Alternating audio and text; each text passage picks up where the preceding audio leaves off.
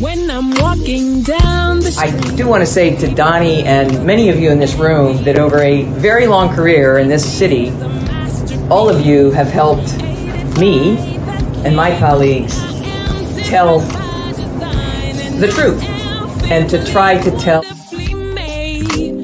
I may not look like you and you me, but Take my hat I'm off. from South Carolina, so I just. What does this event mean to you, Miss Peggy Morris? Oh, my heart. Happy 20th anniversary. My heart is about loving up on my sisters. Do you know what it feels like to have your sisters in the room? Johnny. And dare to be different and unique. I'm gonna be the best me I can be by letting His glory shine through.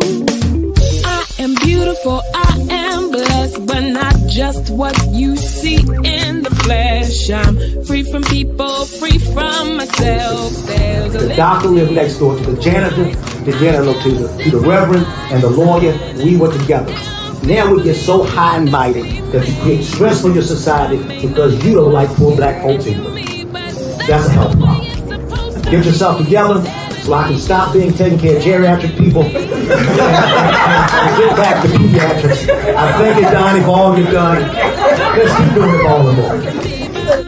Letting His glory shine through. Dare to be you, dare to be me, dare to be different and unique. I'm gonna be the best me I can be by letting His glory shine through. And I dare you, I dare you, I dare you to be you. First name's Doni, last name's Glover. Entered to win it for the long haul, baby. All right. Today's February the 6th. We'll be at the White House later on today for a Black History Month program. So stay tuned around 6 p.m. We will give you an update. But today we get to speak with my main man all the way from Bentlow Street in West Baltimore. His name is Roderick Easter. Welcome to the show, sir. Good morning. Good morning, Doni. Good morning, sir. How are you? How are you? I'm well. A little nervous, but good. Oh, don't be nervous, man. I'm gonna loosen you right on up. 38 years ago, I'm gonna make you feel right at home. 38 years ago, my mama got her wings. Boy, my world went upside down. I was down in Morehouse doing it. Because she said at 18, you leaving. She had 3 rules. Number 1, at 18, you leaving. Right. Number 2, in the meantime, don't bring no babies across that door. Number 3, own your house. Now, who is that lady behind you on the wall? Oh, that's Mom and Pop, man. That's Mom and Pop. And your mama recently got her wings a couple years ago. Yeah, she passed from COVID in 2020, June 13th, 2020, before they had a vaccine. And, I'm one of those people who has never caught COVID, but I also am one of those people who believe in getting vaccinations. That's my preference. And when I hear people talking about they don't want a vaccine, my mother never had an opportunity to get one, because it wasn't out when she passed. But I held her while the paramedics were coming, and she's sweating my arms. And when they took her out, I never saw her again.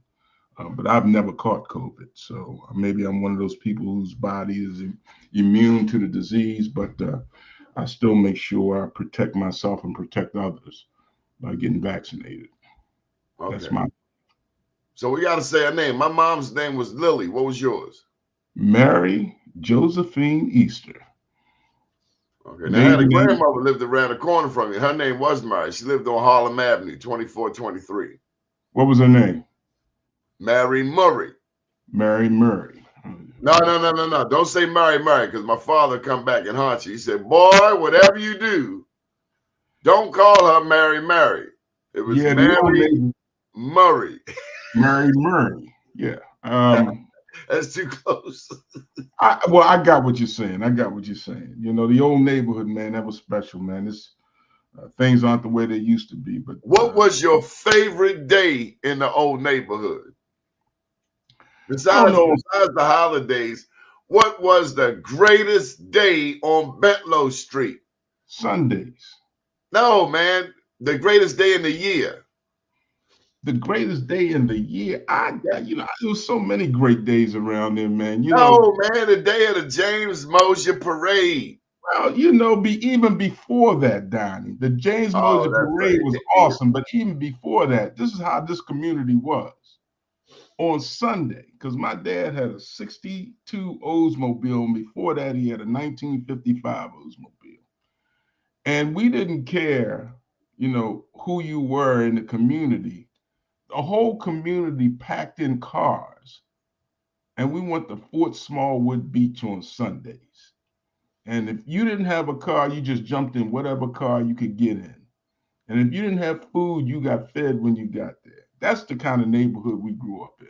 And yeah, the James Mosher Parade when I turned 9 years old was special. But before that, man, we had community there, and everybody, you know, the school, James Mosher Elementary, the teachers knew us. They knew my mother and father, the neighbors, you know, their kids were their kids, but the other neighbors' kids were their kids also. So, you know, I had mothers and fathers all up and throughout the community, and I better check myself before You wreck there's yourself. something wrong. Absolutely, absolutely. So that neighborhood, I'm getting ready to mess people's head up. Most of us don't know. A lot of us don't know. Let me change that. A lot of us don't know that Baltimore is the home of segregation in America. A lot of us don't know there was a time in West Baltimore where black people could not live above North Avenue or west of Fulton Avenue. West of Fulton Avenue, you got it. You got it. So Absolutely. Betlow Street, if you lived on Betlow Street in the 50s and 60s, your people were making money because that was an all-white neighborhood. Well, as far back as I can remember, the majority of the neighbors were black. You know, I was born in 1955, and but there was still some. 1950, those neighborhoods were white. We don't know Yeah, that. 1950. I don't get me wrong. 1950, absolutely. My parents didn't move there until 1953, and they were kind of like trailblazers coming You in. damn right. That community. Yeah, coming into the community. Absolutely, absolutely. Hello to our dear friend Michael Randolph. This is our most faithful viewer all the way. Matter of fact, we got to get him rescheduled. Michael Randolph, straight out of Sandtown. He decided to migrate down there to Florida to hang out with Ron DeSantis and the Trumpsters. And then there's Karen Simmons Bethea. You may remember that Coppin State had a television station called Baltimore Cable Access. It's now called Charm TV, if I'm not mistaken. But we used to have a public access station, and Karen Simmons Bethea was the general manager up at Coppin State, which was the nearest college to West Baltimore, those of us. So let me ask you this. When you were a kid, did you get to swim at Carver High School? Did they have Carver High School open for swimming? Because that's probably the first high dive I went off of. And then we could also go up to Coppin to go swimming. Neither one of them. Neither one of them. Well, so see, I stand on your shoulders. But anyway, over there on Betlow Street, if you lived on Betlow Street, you was living in high cotton. Well, you know, you can look at it that way, but we had our. Come on now, Rod. Come on now, Rod. Come on now. We were nice where we were, but we looked at other communities and thought you had porches, brother. Also. Say that again. You had porches. We had porches. We had a bowling alley.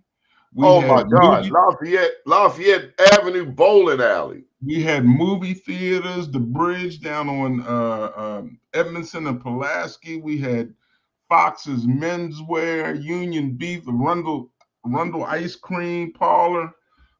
We had appliance stores. There was Harley's down on Edmondson and just below Bentlow. Remember Harley's? The Harley Oh shop? my God, they had the best steak subs, and you know they had the best steak subs before that spot up Mondamas, Right. Mama Lucia's. Yeah, we up on Bentlow and Mosier, there was Bradley's Cleaners. There was the Cleaners down on Lafayette and Bentlow, Shap's Butcher Shop, and see, Donnie, when the riots Back happened, down memory lane. I'm sorry. when the riots happened in 1968, man, we a terrible thing happened. The black community tore up the black community. And all those white owners of businesses that were in that community left, and they never came back. And for the most part, the city has not invested in areas like Edmondson and Pulaski, Bentlow Street, Lafayette Avenue.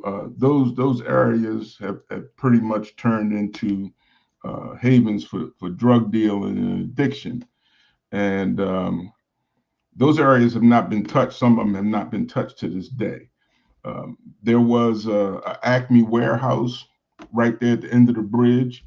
That building has not been touched in probably 40, 45 years. It's 150,000 square foot warehouse that's dormant and an eyesore in the community. The parking lots where we used to play baseball at on Saturday and Sunday is now a towing yard for, I forgot the name of the towing company down there. There is vegetation is growing out of control. It's actually sad to drive through that community and see what it used to be and see what it is today. Hopefully some revitalization will come where our people can still afford it. Now we're gonna fight. Ain't no hopefully. Well, let me say, wait a minute. What I was going to say was hopefully that our people can still afford to live there. That's what I was going to say about hopefully. I don't know about that. They've been trying to get us out since the Civil War. Well, did you know, Rod, that Baltimore had the largest population of freed blacks prior to the Civil War? I did not know that. That means that there's always been the Negro dilemma in Baltimore. And that for white people has meant what to do with all of these black folk. Baltimore is the last East Coast city. What's that word? To gentrify. Oh, yeah. Even though Baltimore is the first city to segregate. That happened in 1910. The mayor was J. Barry Mahul. The people over in Roland Park said they didn't want black people to be able to move into their suburban garden community. And we've been dealing with this ever since. Did you ever get chased out of Carroll Park by the white boys? Not Carroll Park, but Cherry Hill. Well, that's a different kind of chase. You was out there trying to mess with somebody's girlfriend. You missed that 51 bus. Yeah. And then you missed it, and you went down in the circle, and you realized you was in a setup. I remember my father had a friend named Mr. Fred Metters who used to play golf. When I was young, and black folks playing golf back then, I just didn't know, and that's where he played at, Carroll Park. That was about the only place he could play. In fact, I was telling the guy the other day, my cousin turned 70 2 Sundays ago, and I was talking to a guy across the table, and I asked him how old he was, because he had said that he was born in University Hospital. And I said, well, how old are you? He looked older than what he was. And when he said he was 58, I said, oh, that's why you were born in University Hospital. I said, because when I came along, you could only be in city hospital or Providence Hospital over on Division Street. City Hospital, all the way out Eastern Avenue. Yeah, that's where I was born, all the way out Eastern Avenue from Bentlow Street. That's where I had to be. Man, that was torture. They made your mama. They tortured your mama. Well, I don't know, but that's she a did long all right. hop, brother.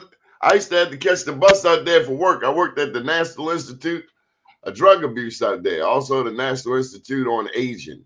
And they didn't have a car then, so I you know. Oh my God! How'd she get out there?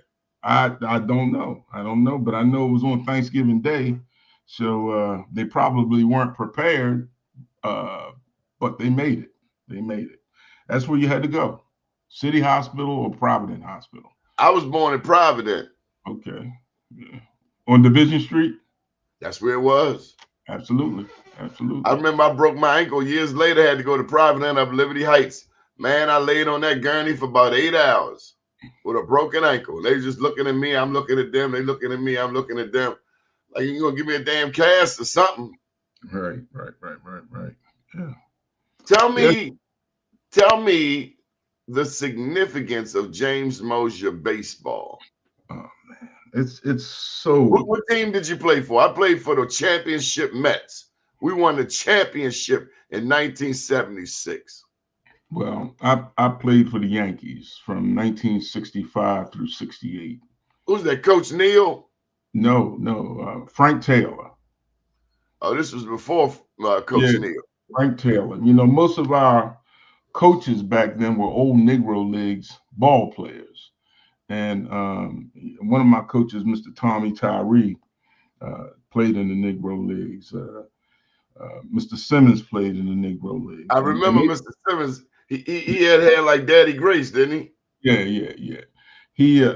Those guys taught us, strict fundamental baseball. I mean, we really learned how to play baseball. 2 hands, boy, 2 hands.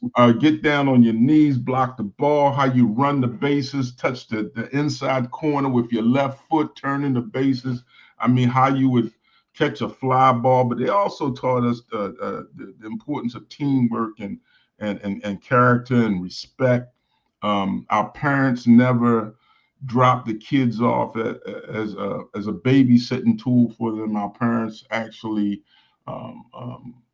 participated in our growth as ball players and young men.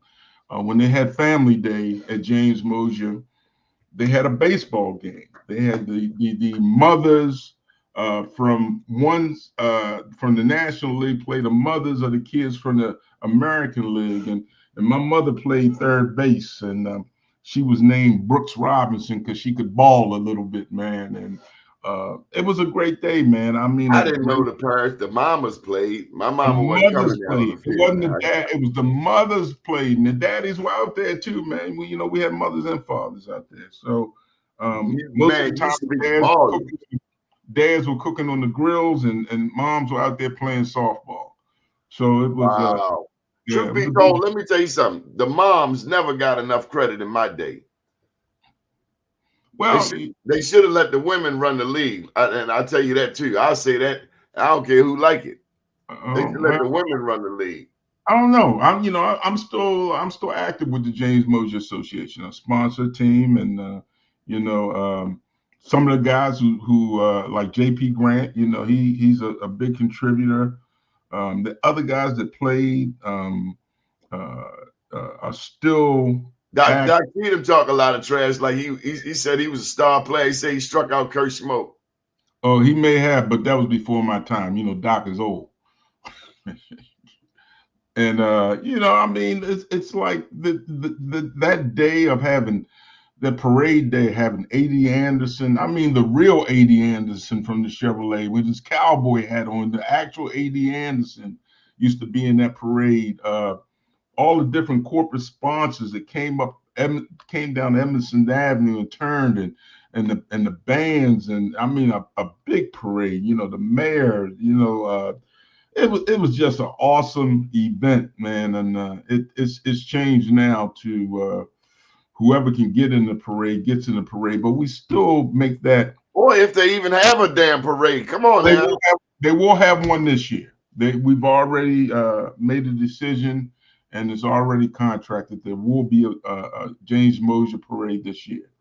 Yeah. You know this cat here, Michael Haney? Oh yeah, from he lives in Florida now, doesn't he? He live around the corner. He be telling people he live in Florida. Does I don't want to break his anonymity, but does he smoke cigars? I don't know. Michael Haney, do you smoke cigars? Yeah. Matter of fact, let's put the link out there. Yeah, so he knows who I am. Yeah. Oh yeah, he's a regular watcher of this show. Yeah. Matter of fact, Michael Haney did the first live broadcast from I'm gonna send it to your email, Michael Haney. He want to talk to you. Okay. He did the first live show from Africa that we have done. We've done I think 3 shows live from Africa, and Michael Haney did the first 2 of them. I think one from, where was he? Was he in Tanzania and Uganda? I think. Michael Haney, check your email, and I'll put it over here just to help you out. But that's what it's all about. As a matter of fact, Michael Haney is a big supporter of this network where we have shows from East Coast to the West Coast. So let's get back to you here, Rod. I want to know what has changed. What happened to us? You talk about the moms and the dads. We 70% single mother household now. What happened to the Black community since you were a child? I don't know what happened to I can't per se say what happened to the Black community because our stories are all very different. I know my mother and father were married for over 65 years. And yeah, and that doesn't happen anymore. You know, a lot of things have changed with women going into the workplace, and you know, sometimes fathers are absent, and you know, mothers a lot of times fathers are absent for whatever reason, whether it's his fault, her fault, both their fault. We have been quick to make I know some really good fathers out here, and I want to give them props while I have an opportunity to. You know, some are really holding it down.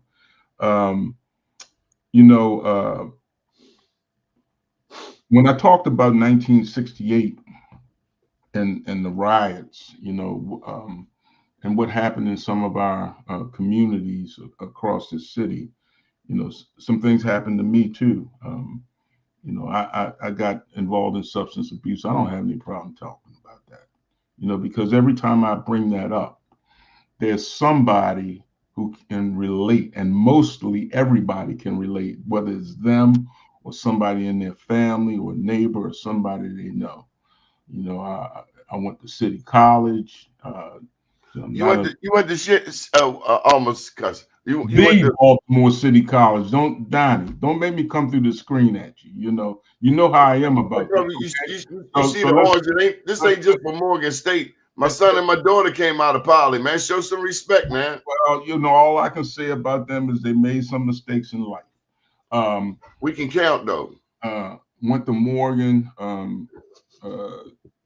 and somewhere along the line, peer pressure and what was going on around me was more important than doing the foundational things that I was taught from my parents. And last Wednesday, I celebrated 38 years clean. When you were talking about your mom, 38 years past, and I thought when you said 38, I thought you were going to refer to that right off the bat. No, I didn't have your permission, and I didn't have the right. Okay, all right, but 38 years, man, and the reason that I talk about that, and I talk about it all the time because people know where I come from. You can't hurt me with what I used to do. That's right, sister, Miss Stephanie Henderson, City Forever. But what I used to do is what I used to do. You was mentored by Polycat. I just want you to know. It's what I'm doing now, and I'm still a mentor to people. I still sponsor people. I'm still in Oh my God. Is this guy did he just flash a gang sign on this show? Oh my God. Come on, man. All right. Whatever. Do We black going people even go to Northwestern? look, I'm sorry I brought up, the high school thing, but if you're from Baltimore, you don't ask what college you went to. You ask what high school you went to. You know There that. it is. And I finished at Dunbar. So I'm a Dunbar poet, class of 83. My man, my man. Michael Haney, welcome to the show. Good to see you, Rod. Last time I saw you with Dean and Ron, man, you and I threatened to get together, man. And I'm listening to your story, and we're more alike than we are different, man. Thank God. Last October, I celebrated 38 years without any drugs or alcohol, man, because we all have a story. It's what we do about after we realize that there's a problem, man. I feel good the fact that since I was 27, I haven't had a drink or a drug, man, and I share it if it's inspiration to somebody else. You see that, Donnie? I brought it up, and here we go right there. Somebody who's sharing about it also, man. That's what we do. And there's so many people out here, and I won't break their anonymity, but there's so many business people who are elected officials, who people who have come through clergy, who have come through our path, who are now productive members of society, man. God has been good to me, man. I can't complain. I cannot complain.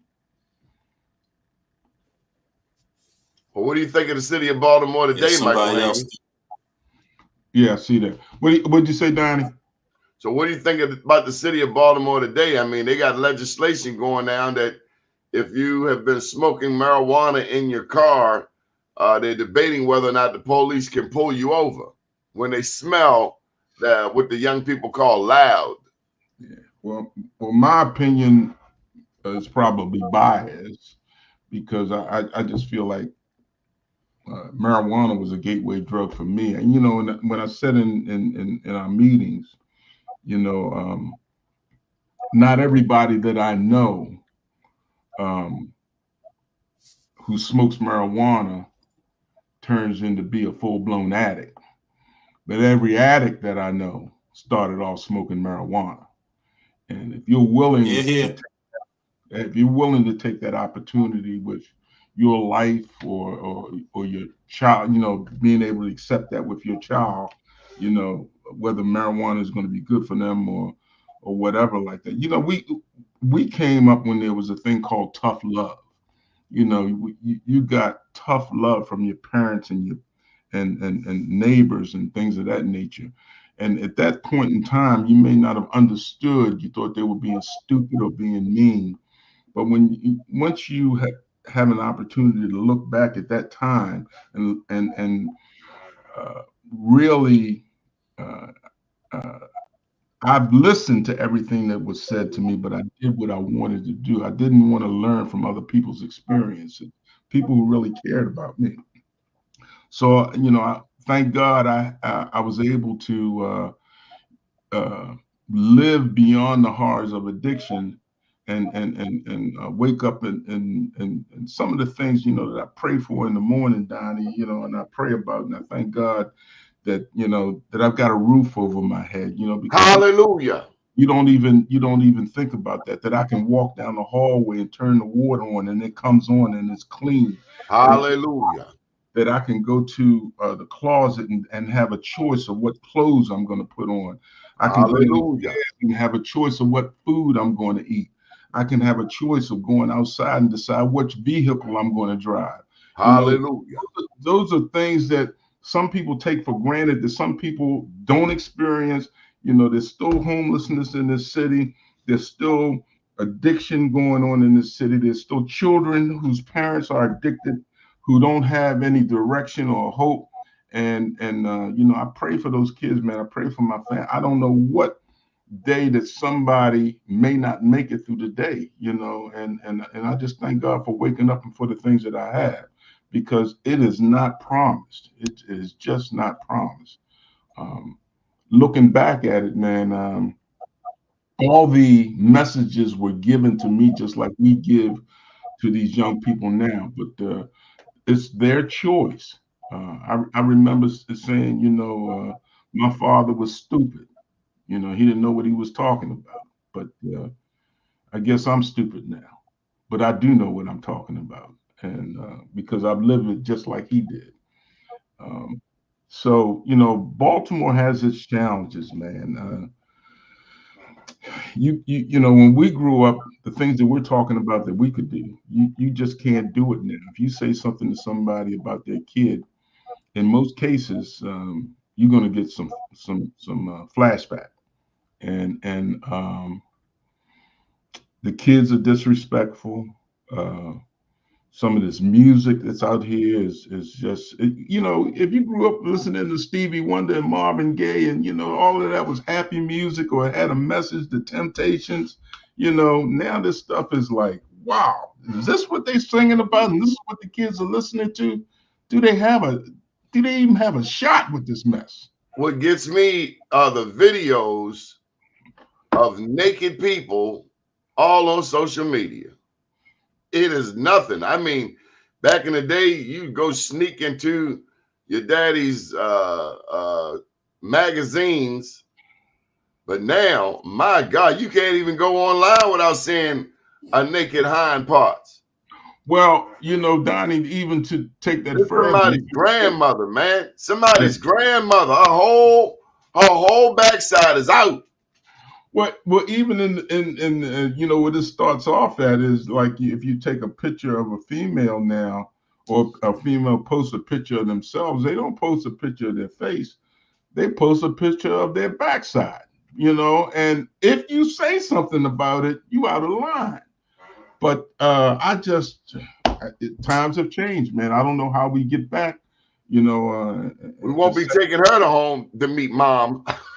in Second Timothy, the Bible talks about these are perilous times, man. You know, and I focus on some of the things that are written that look to be happening, and you know, I don't know. You know, Michael Haney, come on and chime in here. Hey, well, I was listening to Rod talk about marijuana being a great gateway drug, which I have been preaching for years. And the worst thing that we would have done was to pass marijuana legislation, because they say it's a flower, it's this, it's that, but I don't buy into it. You know, just like Mike Randolph just said, we start off sniffing glue and plastic and paper bags, and we graduated to marijuana. Then it was the hardest substance, man. You know, marijuana is a destroyer of our community. I don't care what you say. It's addictive to me. It was addictive to me. You know, we just have to, if our city is ever going to succeed, if our city is ever going to succeed, it's going to succeed because of people that you see right here on the screen, and getting our kids understand they have to read. I was looking at 3 o'clock this morning, a story out of Greenwood, Oklahoma, and this woman was saying, I don't remember anybody in our neighborhood that couldn't read.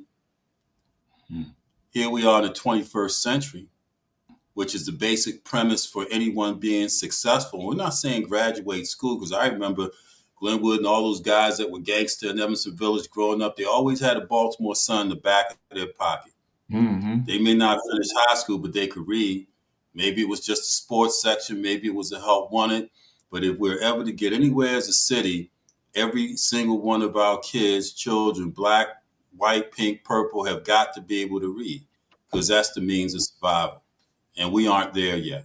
And guess what? It's not Dr. Santalisa's fault. It's not Brandon Scott's fault. It's our fault. When you talk about those kids that Rod mentioned now that have their backside hanging out, etc., guess whose kids those are? Those are my kids and my grandkids.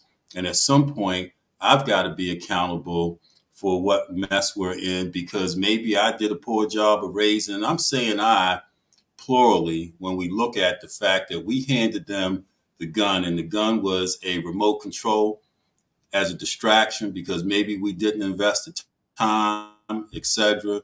But the only fix that I see is not the mayoral candidate, not the superintendent of public schools. It's how we're going to embrace the issues in our community, economically, educationally, and from a crime and justice perspective, and figure out at the table how we're going to fix it. I'm You know, glad you Mike. mentioned. Let me just jump in here. You alluded to the fact that on May 14th we will be selecting the next mayor of Baltimore. Where are we with that, Michael Haney? Well, I talked to Faru the other day because he'll be on Wake Up Baltimore in a couple of weeks. We've had every mayoral candidate from Wendell Freeman to Yolanda Pulley. Sheila Dixon was on last week. We had Did you Robert have the white lady Wallace. Wendy Bozel? We've had Wendy Bazell, people like Wendy Bazell. We've had everyone but Brandon because he's too arrogant to come in because he's bought and paid for. Ooh. So therefore, he's bought and Ooh. paid for. And I think Farouk, he's bought and paid for. I didn't slip. He's bought and paid for because he was too young to understand the implications. He was too young to understand the implications of what he did when he went out there and, through a sham scam, get that election that they stole from Sheila Dixon. So, maybe Donald Trump has Wow! maybe Donald Trump has some merit to the fact that Oh, elections snap! don't play out. So, it applies You in our call you communities. call Brandon a Trumpster. On top of that, a MAGA. Well, Whoa! the good thing is that this is recordable and played back. So I don't know if I called him a Trumpster. I related You the inferred he was a situation. Trumpster.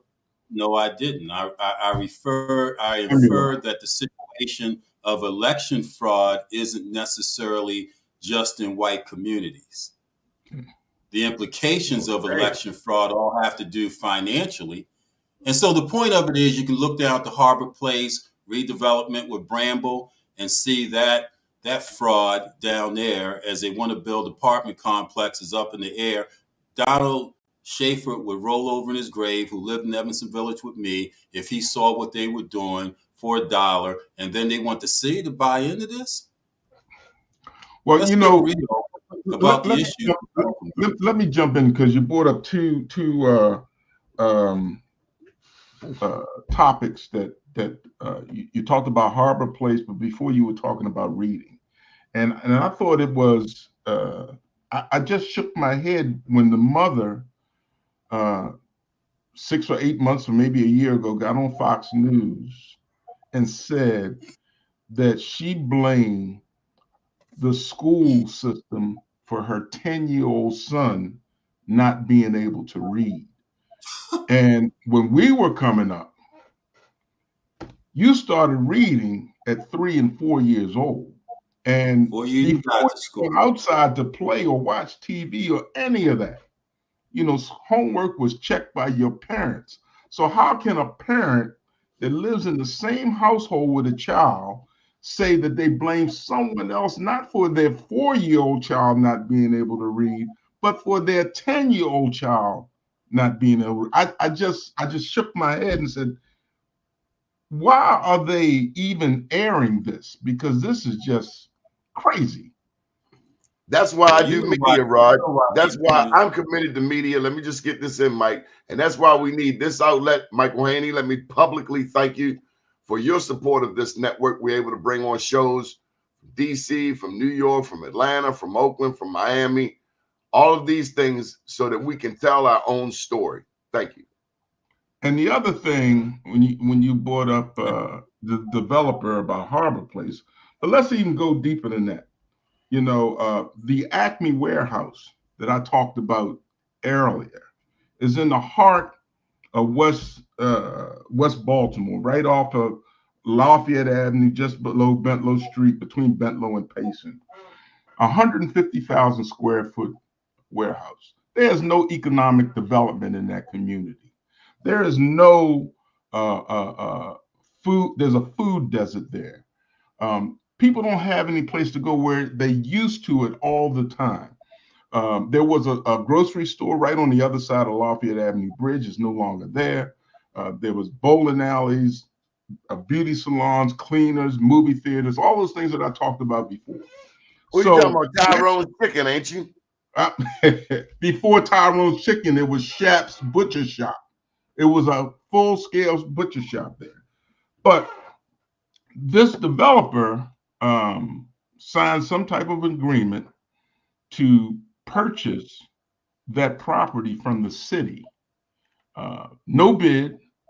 And Flanagan, the paving excavator, whatever company that's right there. Was it that P.F. took over Flanagan?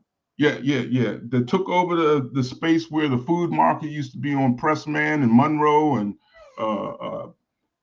they have a huge rock pile that's 40 feet, 30, 40 feet high, all the way down behind Bentlow Street. You know where I'm talking about? From Where like Brown's used to be at Brown Supermarket. Yes, from like the 1200 block all the way down to the bridge, almost to the bridge. So that agreement now that Bramble signed is going to be turned over to Flanagan, which they have committed to 10 jobs for the community. 10 jobs, not 100 jobs. And all they're going to do is increase that rock pile further down into that Black community. So let me ask you, Rod, I got to get you on this, on that very note. You work to bring jobs to the Black community. Can we talk about that in there some kind of way? You know, I'm a union guy. So, well, let's say I got a union history. And it's not based on, now it's not just based on union. Any way I can help. How many people have you helped to get a job? Well, I don't know. I always look over the 5, 10, 15? Probably more, much more than that. You know, 1,500? Not that many. I was a trustee on the electricians union and been a 43-year member of the IBEW. I was building trades. And the IBEW endorses mayors. They do. They endorse mayors, but you know, I'm a retiree now, so I don't have any say in what they do. Oh, come on! Once a gangster, always a gangster, Rod. Don't be too modest. Come on, don't put me on the spot like that. You know, some things that they do, I don't agree with. You know, some things they do, I don't agree with. I didn't agree with, you know, their last endorsement, but you know, I have no say in that. But you know, I still seek out young men and women. I actually thought that the building trades should have invested in that warehouse right there that I'm talking about, the old Acme warehouse, and build a pre-apprenticeship training center in the heart of West Baltimore that would not only train people for the apprenticeships, all the apprenticeships, not just the electrical, but also would give people opportunities to get their GED, remedial math, reading comprehension, you know, get people prepared. Because once you know, I know for me, you know, I didn't hang out on the corner all the time. But once I got a job and a career, because this is not just a job, this was a career. I had other things that I needed to do other than hang out on the corner. And a lot of people are hopeless. But once they get a career in construction or whatever other thing that may be of interest to them, they find a way to get away from just hanging out because they have responsibilities to take care of. I mean, you start reaping the benefits of being hey, good morning, Alexis, my man. You start reaping the benefits of having a career path that you can actually see. I mean, if you just stand out there on the corner, hopeless and helpless, man, you just don't know where to go. Okay, but let me just jump in here for a second, Rod, because I see you are no stranger to a microphone. You came off real shy. You got to watch them people, Michael Haney, come off and say, "Oh, I'm a little nervous. I don't know what to say." Okay, so Michael Haney, he was talking about construction, electrical, carpentry, those union jobs. Now you have been pushing another universe of jobs on people yourself. I mean, as a matter of fact, you have a whole like Rod, you have a whole academy when it comes to vocational training. You want to talk about that briefly? Okay, so the Maryland Center for Hospitality Training, which teaches soft and social skills, which is the foundation for any job, Matter of fact, we've got 60 Baltimoreans in training online right now, and have trained thousands over the years since 2011 when we've been in business. But it's the soft and social skills. I don't care what anyone wants to do if they don't understand how to engage and react to people and understand how to not get a job, but maintain and keep a job, then getting them a job is no big deal. You got to teach people how to engage each other and how to keep a job. And that's what we do at the Maryland Center for Hospitality Training. So to your point, not only hospitality related jobs, and who doesn't want a hospitable person in their environment, not just hotels, but unions and hospitals, etc. Our whole mindset towards education of young people has got to change. Whole mindset. Third and fourth graders should be taught soft and social skills so that they're better prepared to be educated, because now they understand how to engage, how to act in front of people where they may not get it at home. So we have a whole different mindset towards educating people to be self-sustaining and self-supporting through their own contributions. But we Okay, do a lot of work. I just want to put this question to both of you. Was Brandon's selling of the BG&E utility, was that something that will come back to haunt him in this election? Oh man, well, Brandon has sold out Baltimore in multitude regard, but I call it ignorance. I think it's ignorance on his part because he was too young to understand the implications of who he slept with. Woke up with fleas. Well, he actually woke up with baby charm. So when you look at what it is that Brandon did for this city, ignorant by giving away Harbor Place, selling the conduit, and maybe these deals were in place before he took office and he had to just roll with it. That's what happens when you don't own anything as a people. We don't own the insurance companies and the banks and the real estate of this city. So therefore, our elected leaders have to cut deals prior to taking office to get elected by dealing with special interests. And Okay, that's so what Rod, happens. I'm gonna bring it to you. We got a black governor, we got a black treasurer, we have a black attorney general, we have a black mayor, a black city comptroller, a black city council president, a black speaker of the house, a black state's attorney. What is black people's problems? You got all of the major black political positions sewn up all the way to congressman. We even trying to get a black female U.S. senator in the person of Angela Alsobrooks. Why hasn't this black political power parlayed, transferred, translated into the economic empowerment of black Baltimore, including the Acme Warehouse? It just doesn't seem like we can work together, man, for the common good of us. I just, they call Baltimore Crab Town. And it seems like individuals, to me, are looking out for their individuality instead of working together to get things. It's special interests. I don't know the governor. I think this year is probably going to be the honeymoon. Well, the honeymoon's already over, so he's going to have to deal with some tough stuff. I just feel like we can't keep cherry picking. We got to attack the real issues like this juvenile crime. I just think it's absurd for someone to say that you're not mentally capable of being responsible for a murder until you're 25 years old or something of that significance. Then somebody is not mentally competent to have a college degree until they're 25 years old, or be a council person until they're 25, or be a business owner until they're 25 years old. That is just absurd to me, some of the stuff that comes out of Annapolis and our elected officials.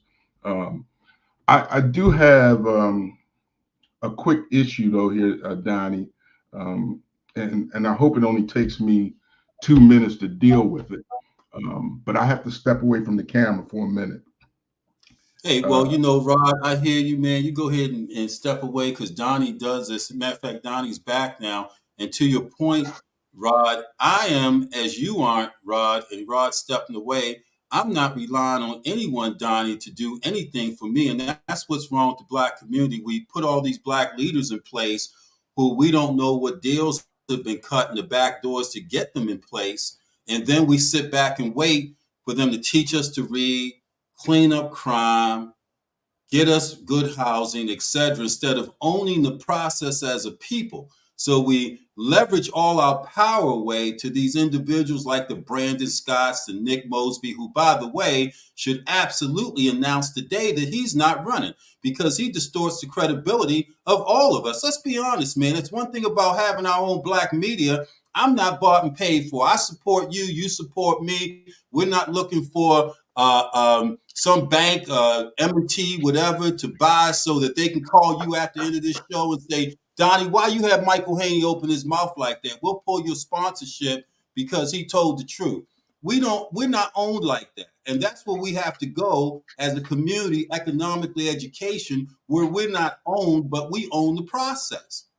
Go back and look at the Greenwood, Black Wall Street tape of those people that live back there. Maybe the biggest thing that hurt us, you know what the biggest thing that may have hurt us, Donnie? Integration. Integration. Board versus Brown may have been the biggest thing that hurt us. Separate but equal. We're in a better position now to snatch our fair share than we may have been in the 40s to ensure that the resources that we needed in school are there, but that our communities, because we lost tens of thousands of teachers across this country of color who cared and had the heart and had decent jobs when they integrated. They didn't want them working in the white schools. So where'd the teachers go? We never rebuilt that foundation.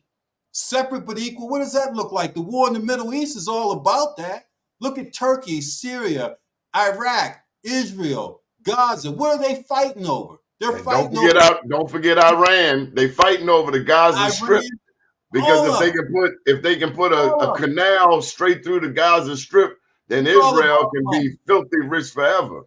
But the point of it is that everyone, we live together and sing Kumbaya in our own separate neighborhoods. We're the only ones forced because of how we were brought over here with no generational wealth and no foundation of real estate, so to say. Because I think we got a lot of generational wealth in our DNA. Oh, there's no doubt about it. We're gonna welcome Rod back.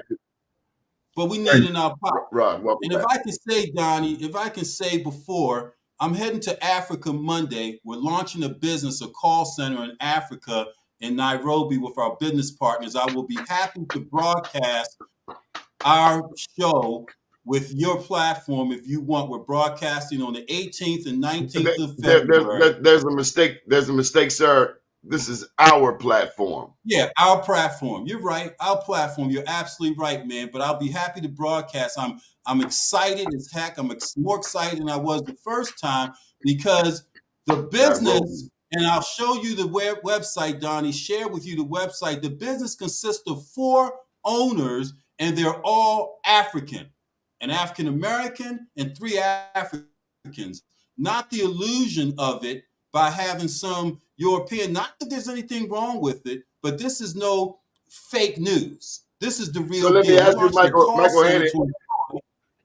Michael Haney, I want to hear your African accent, sir. Hey, man, they accept my accent as I am. I can't wait. My only thrill in going over is when I step off the plane. You know what they say to me? Oh, my goodness, my brother. Home. Welcome home. They say, welcome home, brother. Welcome home.